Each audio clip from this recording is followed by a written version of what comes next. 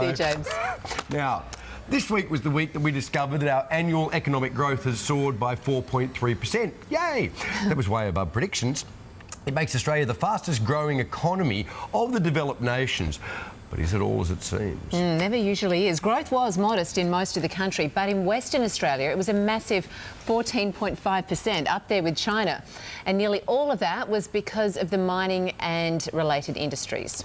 So, despite all the growth, unemployment has gone up.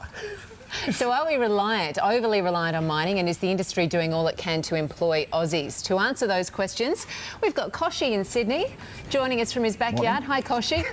And morning, guys. Steve Knott from the Australian Mines and Metals Association in Hobart. Steve, first of all, is it fair to say the mining industry really is booming right now?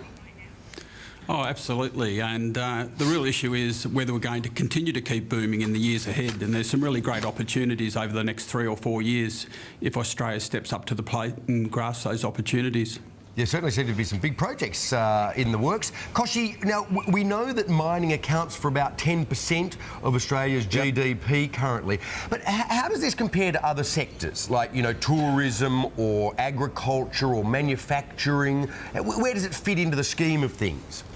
Well, certainly it's right up there, Andrew. It's gone from, 4% in 2004 to 10% now. But to give you a bit of history, you know, when your grandparents were telling you we were riding the sheep's back in the 50s and things like that, agriculture accounted for 30% of our economy, our GDP. So as you can see, mining accounts for about 10%. It's our biggest exporter by far, but the services sector is bigger. Healthcare is bigger, tourism is way up there as well. Like our 4 biggest exports are coal, iron ore, education and tourism. Yeah, right. So the economy changes and will always change.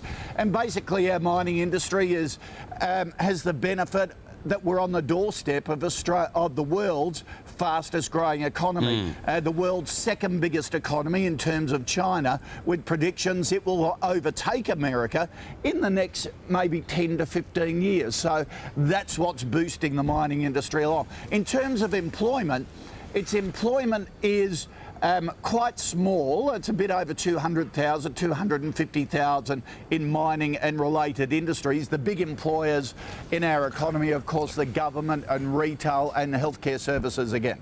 So just on that employment thing, you often hear people from other sectors, Koshi, for example, tourism and hospitality, saying that mining is sucking the life out of their sectors by taking all their employees and boosting the Aussie dollar. Is there any truth to that picture that's being painted? Look, I think sucking employees might be going a bit far. You know, 250,000 in the industry, they take a lot of skilled workers. For example, the stories we don't hear about is, you know, BlueScope retrenching all those people a couple of months ago. Well, basically, they were all offered jobs in the mining sector. If they could move to WA or fly in, fly out from other capital cities. So, you know, where manufacturing is starting to decline, or has been declining because of the high Aussie dollar, and there is an argument to say the mining industry is hurting other exporters because it's pushing up our dollar and making them less competitive on the world market. In terms of sucking jobs, it's no, I don't think that really holds up. Well, Steve, it's been estimated that there are going to be about 85,000 jobs created in mining and resources in the next year or so, yet we're seeing unemployment go up. So I guess we're addressing the same question. How do you satisfy that demand for jobs, and you can't seem to get them within Australia? Yeah, I just heard Koshi talk about the BlueScope guys. Not too many of them did go over east and pick up jobs in the resources sector. And this is a challenge that we have, that there's enormous activity, not just the mining, but the oil and gas sector as well. And not too many people are prepared to leave Martin Place or Chapel Street or Cavill Avenue on the Gold Coast, or indeed some of these communities where their families are. You know, so it's been really difficult to get them to migrate over to Western Australia. So, Steve, I'd say to you then that the rest of us in the rest of the country, and New South Wales, the biggest state, is underperforming. I mean, shouldn't mining isn't it fair enough that mining should pay more to play their part in the economy at the moment? More taxes, isn't that fair enough? Oh no, on the taxes side, there's a lot of myths about that. The mining industry pays the above all industry average in terms of the corporate tax rate.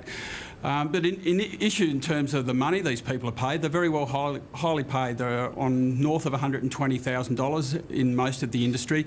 In the oil and gas sector, some of the skilled tradespeople are earning between $300,000 to $500,000.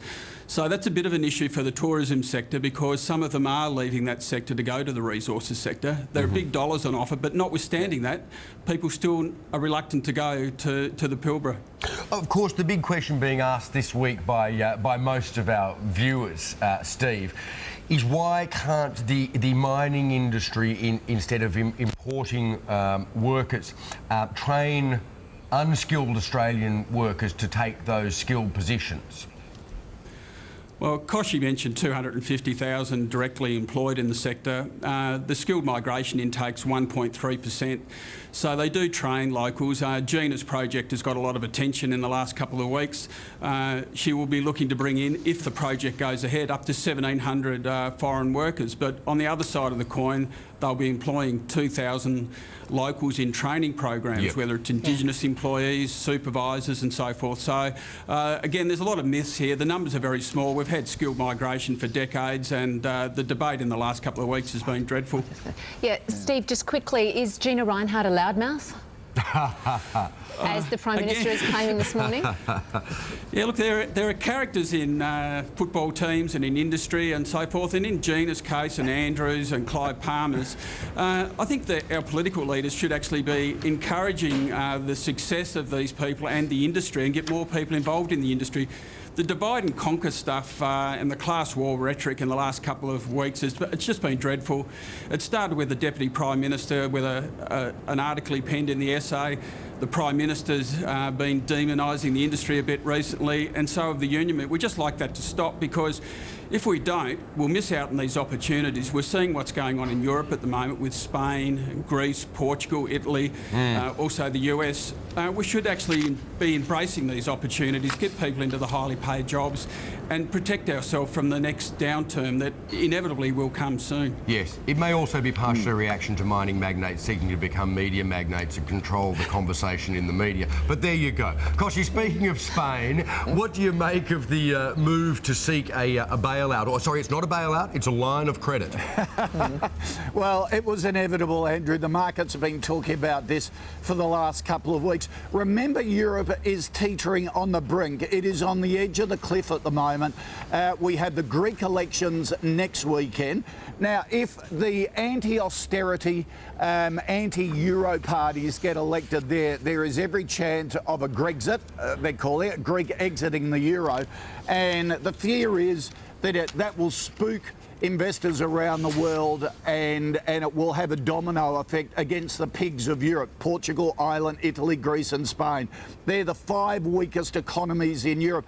Greece is a piddly economy. No one really, you know, it's only 2% of the Eurozone. Spain is about 10% of the Eurozone. Wow. So it's a much bigger kettle of fish. Spain is the concern for everyone. And it's a concern for the Spanish. And what's happening with the Spanish banks is depositors at the moment are jogging out of the banks. The fear is they're going to start sprinting out of the banks. They're going to be running. There'll be a run on the banks there. Yep. So Euro leaders, even Obama, Friday night, our time, came out and basically threatened European leaders and said, you've got to act now, otherwise you're going to drag the whole economy down. He might have to send in the drones, Kochi. That'll be next. Yes.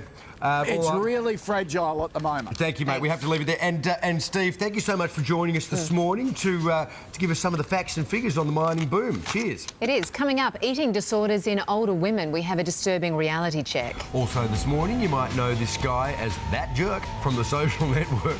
We meet the real Sean Parker as he tries to change the world. But next, they're librarians, but not as you know them. Paul Marshall discovers what happens when the lights go out.